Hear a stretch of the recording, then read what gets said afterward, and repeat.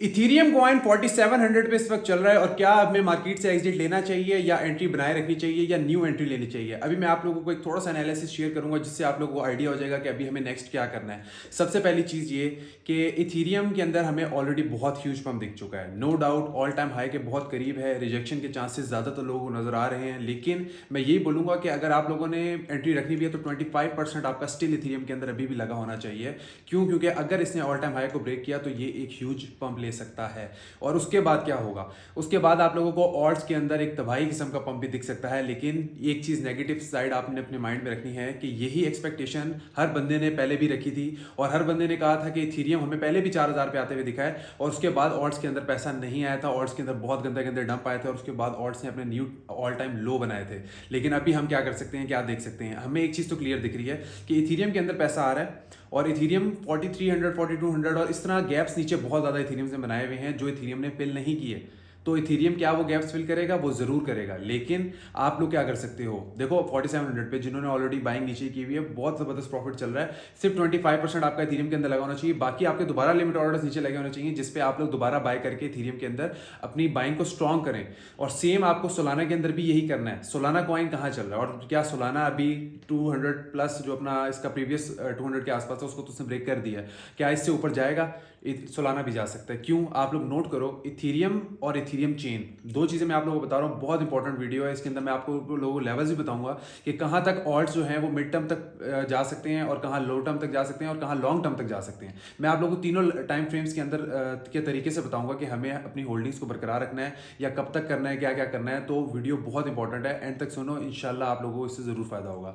अच्छा, अगर सोलाना को अगर आप लोग देख रहे हो कि 200 से प्लस जाएगा कि नहीं जाएगा, तो जब इथीरियम के अंदर पंप दिखा, यूएसडी डोमिनेंस भी ब्रेक हुई, बीटीसी डोमिनेंस भी ब्रेक हुई, इथीरियम हमें 4700 पे दिखा। लेकिन इथीरियम चेन के अंदर हमें उस तरह के पैसे नहीं दिखे, इथीरियम कॉइन के अंदर हमें पैसा आता हुआ नहीं दिखा।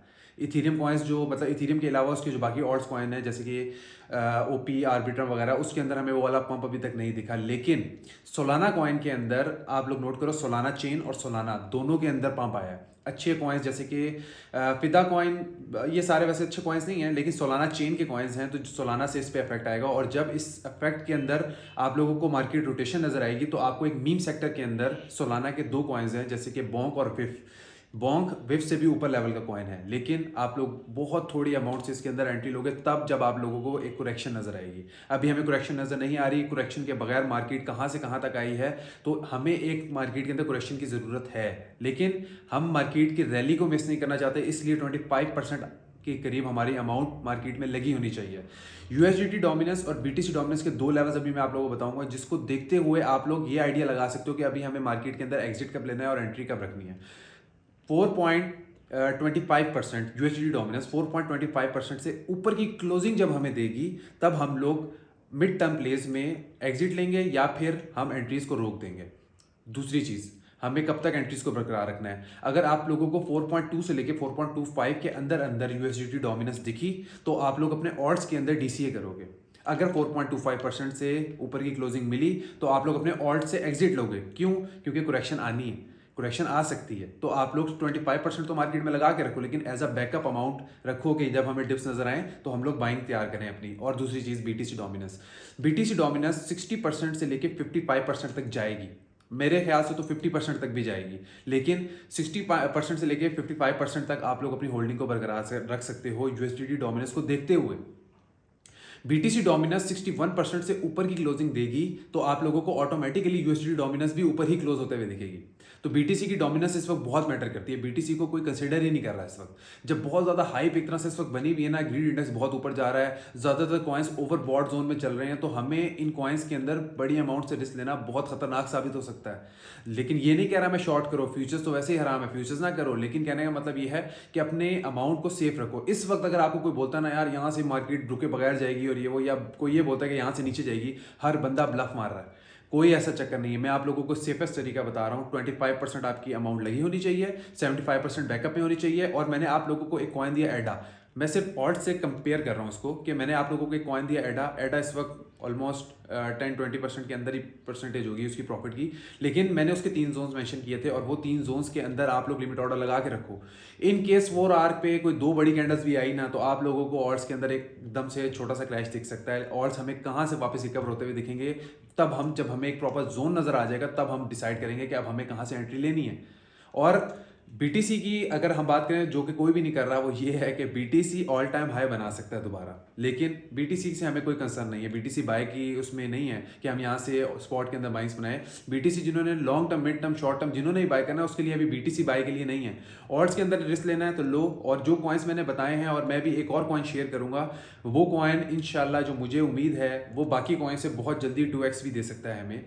और वो कॉइन सोलाना चेन का कॉइन है। यहाँ वीडियो में आप लोगों को बताने का फायदा इसलिए नहीं है क्योंकि आप लोगों को कॉइन बाद में आप लोगों ने मेरे से कमेंट्स में ही पूछना, बाद में पूछना कि यार जोन्स बता दो ये वगैरह वगैरह, तो मैं अपने चैनल के अंदर मेंशन कर दूंगा, आप लोग वहां से जाके उसकी बाइंग कर सकते हो। और जो चीज़ जैसे बताई जाएगी एज इट इज फॉलो करो। 2025 के एंड तक इंशाल्लाह फ्री चैनल के अंदर भी आप लोग मार नहीं खाओगे अगर आप लोगों ने मेरी अपडेट्स को फॉलो किया। मैं आप लोगों को बता रहा हूँ कि टोटल 3 कैप जो है हमारी, excluding BTC, Ethereum and USDT dollar, जो 3 चीज़ें बनती हैं, अगर इन तीनों से एक्सक्लूड करके भी आप लोग ऑड्स की वो चार्ट देखें तो वो भी एक ब्रेकआउट पर है। अगर उसने ब्रेकआउट दिया, वो भी क्लियर शो कर रहा है कि ऑड्स के अंदर पैसा आ रहा है, लेकिन उस तरह नहीं आ रहा जो आप लोगों ने एक्सपेक्टेशन की हुई ना, 5x होगा, 10x होगा ना। हमें इस वक्त एग्जिट कोई भी नहीं पता। आप लोग अगर ये कह रहे हो कि फलां बंदे ने एग्जिट बताया हुआ वगैरह वगैरह, एग्जिट आपको तब पता चलेगा जब बीटीसी डोमिनेंस, यूएसडी डोमिनेंस एक जोन में आएंगी और उसके बाद वो रिकवरी की तरफ जाएंगी, तो हमें पता चलेगा क्या स्ट्रक्चर शिफ्ट हो रहा है, क्या स्ट्रक्चर वापस बियरिश साइड पे शिफ्ट हो रहा है। अगर हमें वहां से शिफ्ट होता हुआ नजर आया, तब हम लोग बोलेंगे एग्जिट। तब तक मार्केट ज़बरदस्त चल रही है, 25% लगा के रखो, करेक्शन मिले तब एंटर हो। अभी बहुत ऊपर चल रही हैं चीज़ें, अगर करेक्शन मिल गई तो एंटर हो जाएंगे, अदरवाइज हम एंटर नहीं होंगे।